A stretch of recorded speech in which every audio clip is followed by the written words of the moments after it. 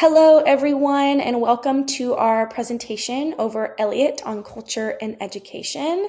We are Tanzina, Shanjita, Law, and Zoe. Here is our table of contents. We are going to start with objectives, and then we will talk about our main argument and our thesis. Then Tanzina will give a brief introduction to our content before we hop into our sections of Eliot on culture, Eliot on education, critique on mass education, and Eliot on culture and education in contemporary society. Our objectives for today are as follow. We have 4 of them. Number 1 is to examine Eliot's argument that education serves as the principal means through which culture is preserved from generation to generation. Number 2 is to explore whether schools and institutions can pass everything related to what we call culture on to students. Number 3 is to reinforce Eliot's view that education of too many people lowers the standard. And number 4 is to examine the extent to which Eliot's views on education and culture are relevant to contemporary society. Our thesis statement, our main argument for today, is that Eliot argues that education is essential for preserving culture across generations, while recognizing that since culture is lived through families, communities, religion, and traditions, schools alone cannot transmit culture. His warning against reducing education to academia and lowering academic standards remains highly relevant today. Thank you.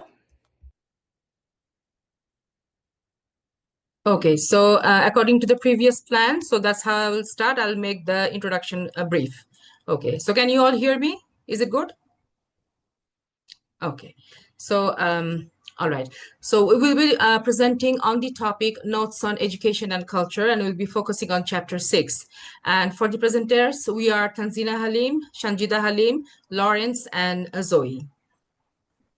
Okay, this is a very brief overview of all the 6 chapters that Eliot has in his book. So the main arguments in the essay are that culture develops through historical continuity, family traditions, religion, education, local customs, and the disintegration of culture is the most serious issue and the most difficult to repair. So Eliot argues that religion provides the moral and spiritual basis of which culture resets. He asserts no culture has appeared or developed except together with a religion. Christianity shaped European civilization and religious beliefs influence ethics.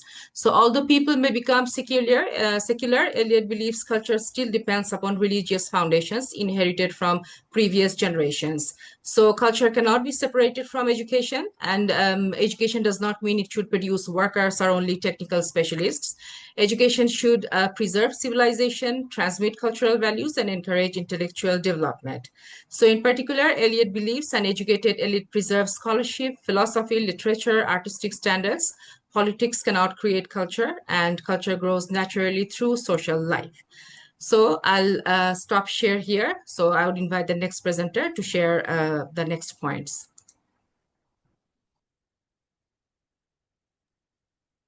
Okay, thank you. So I wrote mine on Eliot on culture. Next slide. So I wanted to start off by talking about Eliot's theory on culture.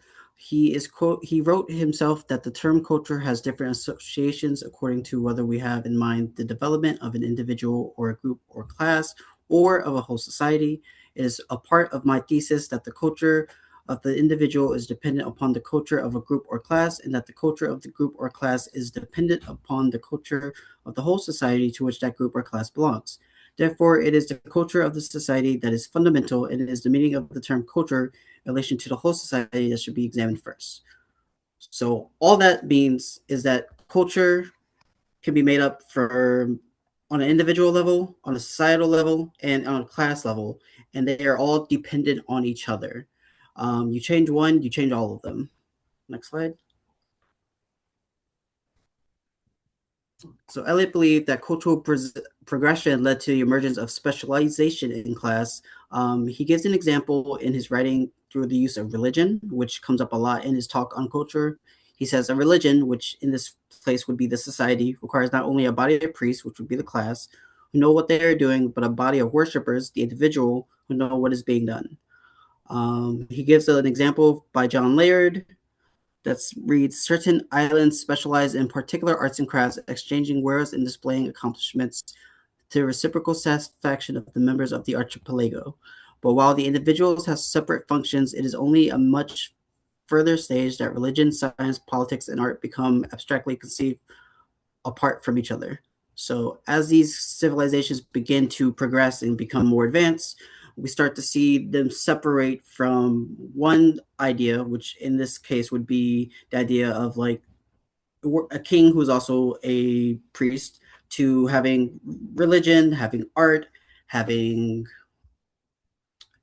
economics, all these different specializations. He also writes, as a society develops toward functional complexity and differentiation, we may expect the emergence of several cultural levels. In short, the culture of the Glasser group will present itself. So forth, so forth. What's pertinent at this point is that the emergence of more highly cultured groups does not leave the society unaffected. And this is where he gets into cultural disintegration, which he says is the ultimate development of these specialized groups. Next slide.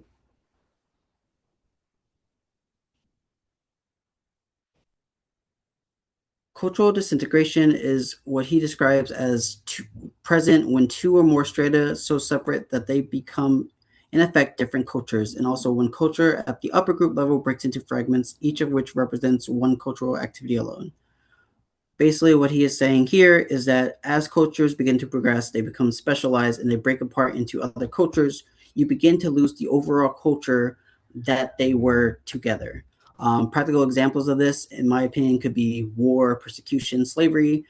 Too much separation of culture can lead to conflict. When you have culture that is breaking apart into subclasses, one class is always above the other.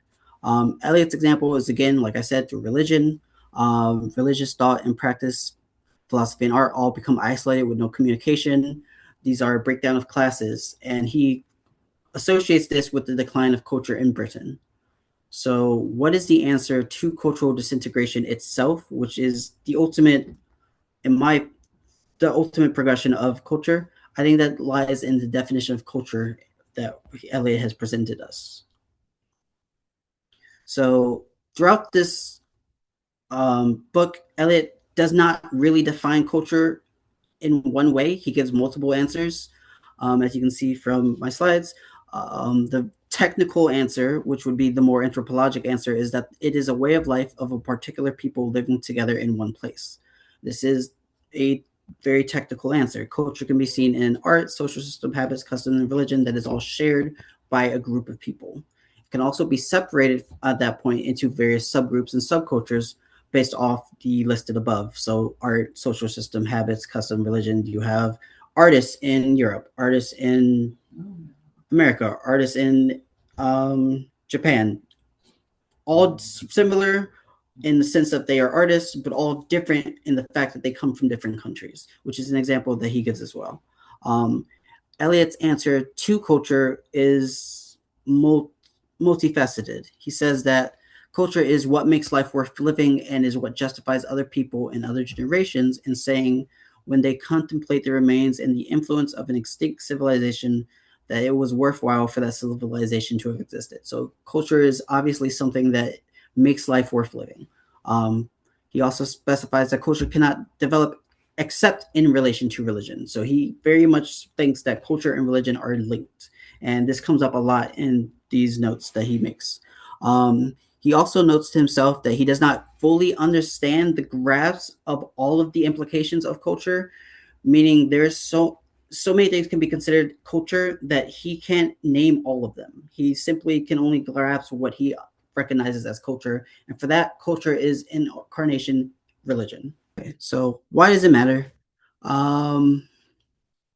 Takeaways, I think that Eliot, again, thought culture and religion were significantly linked. He thought that when you broke these down, you lose tradition, you lose culture, and there causes conflict. Eliot, being freshly Christian in a post-World War II society, this makes sense. We saw this in the division of the European nation and how they fought in War II. For the solution to this, I think that Eliot thought that education would be the solution to preserving culture and kind of breaking away from this disintegration that he foresaw happening through culture over time. Okay, so that takes us into education. and which is kind of an extension of Eliot's definitions of culture. We have to kind of understand how he defines culture before we can understand how he defines education. Right, he tries to answer this deceivingly simple question of what is the purpose of education, but what Eliot does really well is he considers many questions before he jumps in to give his own definition. So he starts the chapter 6, by saying, before entering upon any discussion of education, the purpose of education must be stated. And so he asks these questions and he considers, what is education actually for? Why do societies educate people? And what should education accomplish? So by asking these questions, he can kind of look at existing definitions and review them to create his own definition. So he looks at a variety, about 5-6 different definitions. He references the dictionary, which says education is preparation for adult life, that churches survey their task is participation in community. Herbert Reed says individual freedom and democracy. Dr. F.C. Happold says preparation for adult life. And then he also talks about the idea of happiness, and he quotes, the true object of education is the generation of happiness and to secure for children a happier childhood and better start in life.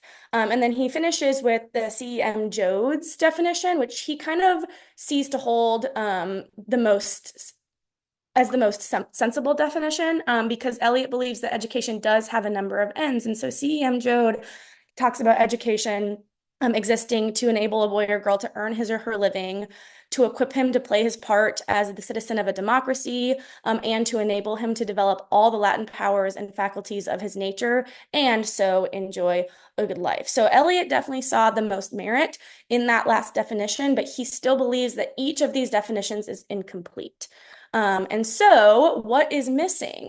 Eliot states that education has been taken up as an instrument for the realization of social ideals. And he becomes a little bit worried that education has become solely political, vocational, and social engineering, instead of focusing on wisdom, curiosity, and learning for its own sake.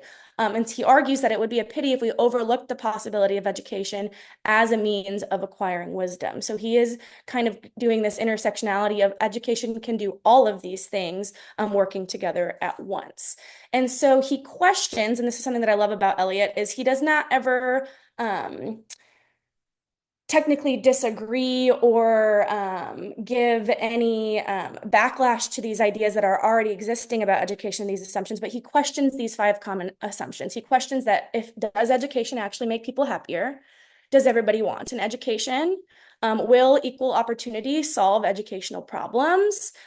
Is great talent being wasted within our educational facilities? And that education alone can rebuild civilization. So he questions all 5 of these assumptions, and comes up with this definition on his own. And so he says, education is the process by which the community attempts to pass on culture, or pass on to all its members its culture. And so he is making the argument that education works to preserve culture, transmit traditions, prepare individuals for society, and also cultivate wisdom. Okay, so he's piecing together all of these definitions, and explaining that education does not do just one thing.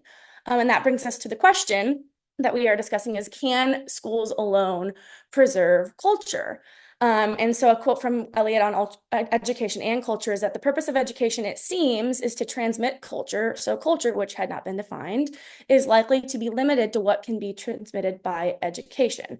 So like Law touched on in their part of the presentation, is that culture is more than what schools can teach. It also exists through families, through religions, through traditions, through communities, through everyday life. And in saying that, schools alone cannot preserve the culture because of all of these different considerations. And so why it matters, right? Eliot warns that education alone cannot rebuild a civilization, that we have to consider multiple different aspects. And so it must work alongside these families, work alongside communities, work alongside religions and cultural traditions, in order for this culture to be preserved, to be transmitted. And so the takeaways are that Eliot claims the purpose of education is to preserve and transmit culture, to cultivate wisdom and not just technical skills, to prepare individuals for meaningful participation in society and support but not replace institutions that sustain culture. And that final thought on his takeaways for education is that education alone cannot preserve a culture that society has failed to sustain. My part is Eliot on mass education. And here you can see that I'll be talking about Eliot's purpose, first of all. In the introduction, we have seen that Eliot says that his aim was to help to define the word culture, because, he has observed with the anxiety the career of this word culture, which is misused and sometimes abused as well. So he really seems exasperated that nobody cares to examine the use of the word culture. So as readers, we can see that Eliot deliberately and of course desperately wants the culture, for example, not to be abused, and he says that it's his ambition. So we can see some of the points like Zoe has mentioned, about this education and culture. So he says about the theory of the dangers of equal opportunity in education, which will definitely result in lower quality of education. And then we can see that although this essay was written in 1948, his observations on mass education is still relevant today, because there are some countries in this world where we can see the educational policies, can be critiqued. So we can emphasize that education doesn't always make people happy. And, when we saw in the essay that some people would say that many people would love to be educated, but that's also not the case as well. So the next part.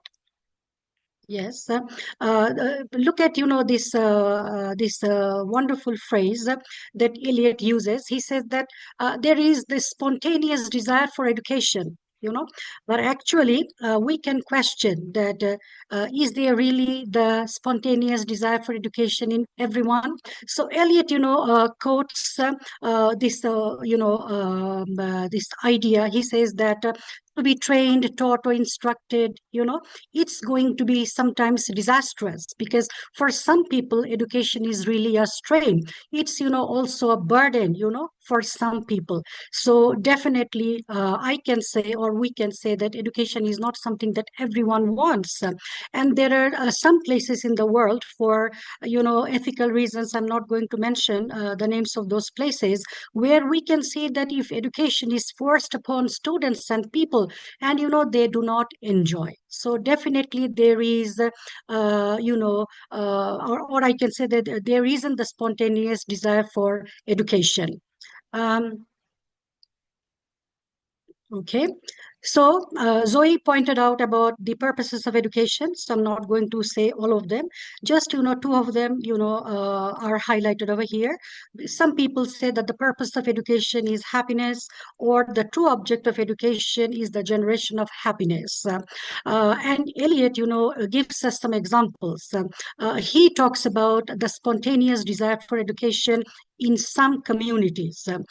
So he talks about the north and the south of England, and he talks about also Scotland. I would say in this context that, what I have seen in my homeland is that definitely, most of the people have respect for learning, and they have the spontaneous desire for education, which I didn't see in a country that I worked, So definitely, I cannot agree with Eliot's statement that every people or all people can have the respect for learning. Plus, he says that the desire for education is greater where, it's difficult to, get education. As I'm repeating, I'll be saying that there are some places in the world where getting an education is not difficult at all, because I think all of you know that sometimes we have free education, even at the higher level. So the desire for education is not that much great in all the communities, and the respect for learning is also not there. So we are coming to the points that Eliot already made, that education of too many people lower standards. Definitely, that's true. So when the standard is low, there is no curiosity to learn, and definitely no intellectual formation is there. I came across one very important work, which is titled Teacher in America. So a cultural historian says that actually, the purpose of education should be to help the student build a self, but actually we do not see, or we will not see, when the standard of education is lower. So the narrow assumption of culture is challenged by Eliot, because he criticizes the tendency to identify culture with educated individuals, or some artistic elites only. So there is a very nice quote that we can see over here. Eliot says that there are some people who are always ready to consider themselves persons of culture. Actually, it's not that if someone is educated, you cannot call that person that he or she is really cultured. Because Eliot says that, well, it's only, for example, one proficiency. What about the others?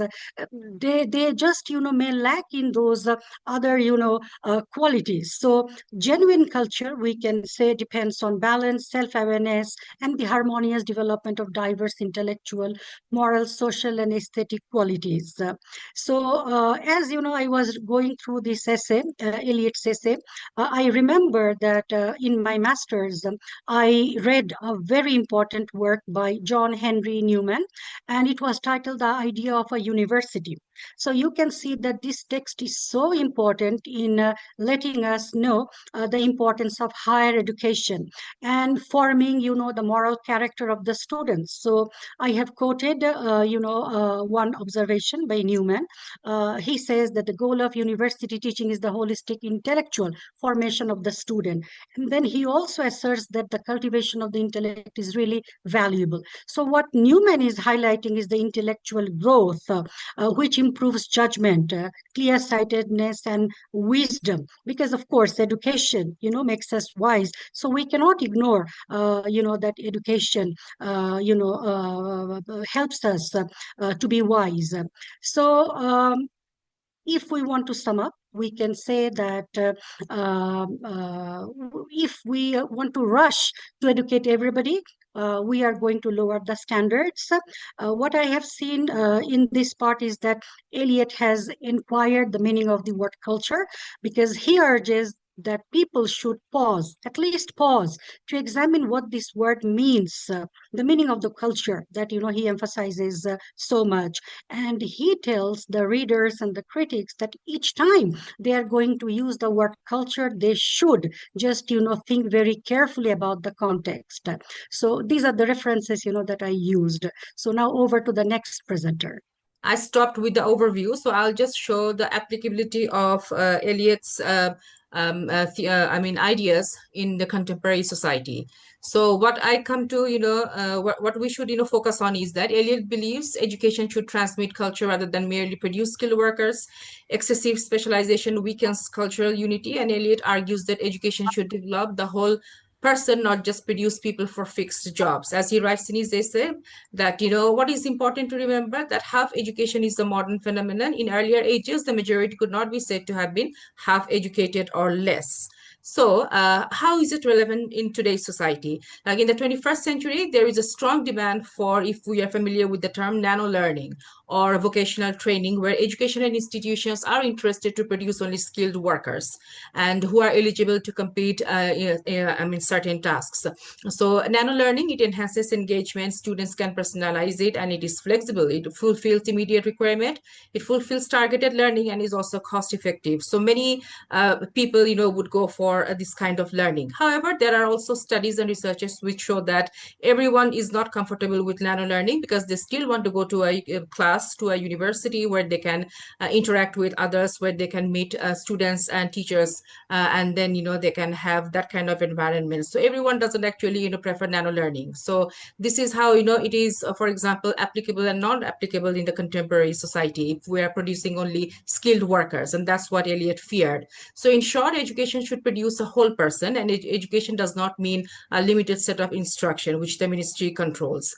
So he also writes, we might do better to admit that we have arrived at a stage of civilization at which the family is irresponsible, or incompetent or helpless, at which parents cannot be expected to train their children properly. And this is very much true, because today's parents are busy, and mothers are not at home 24 hours to look after the parents. So that's why what we expect is that institutions or educational, places, they are the ones who are going to train the children in every aspect. For example, children are left with their schools to teach them, what is always not, a successful step. And Eliot also argues that the problem is not merely financial. So even wealthy or educated parents may fail to transmit culture because modern society itself has weakened the family's cultural authority and influence. So according to, a study, according to research, we have seen that, the qualities of a learning environment, such as leadership, style, physical and psychological security, availability of learning resources,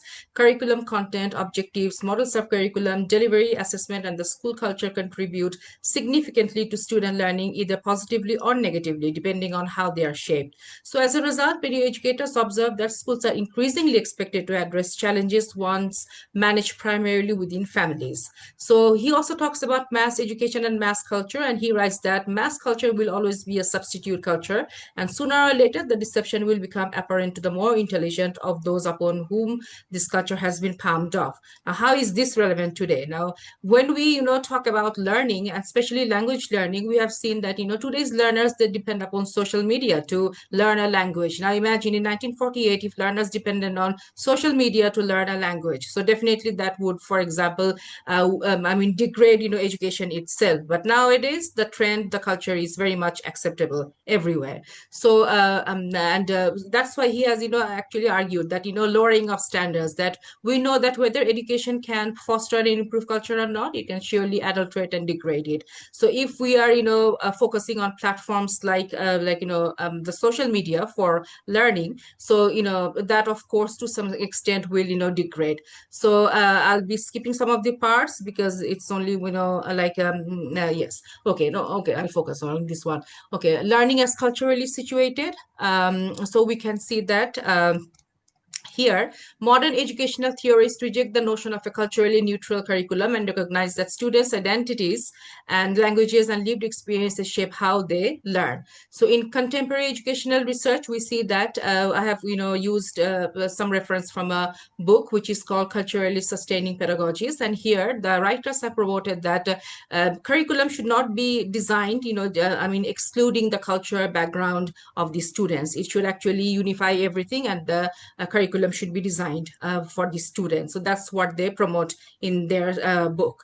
And next, we can see that research also shows that, there is another research that I have, gone through, that, while education system facilitates the development of individuals, they also ensure the continuity of certain values and norms within societies. So people and societal institutions are necessary for the individual's process of culturalization.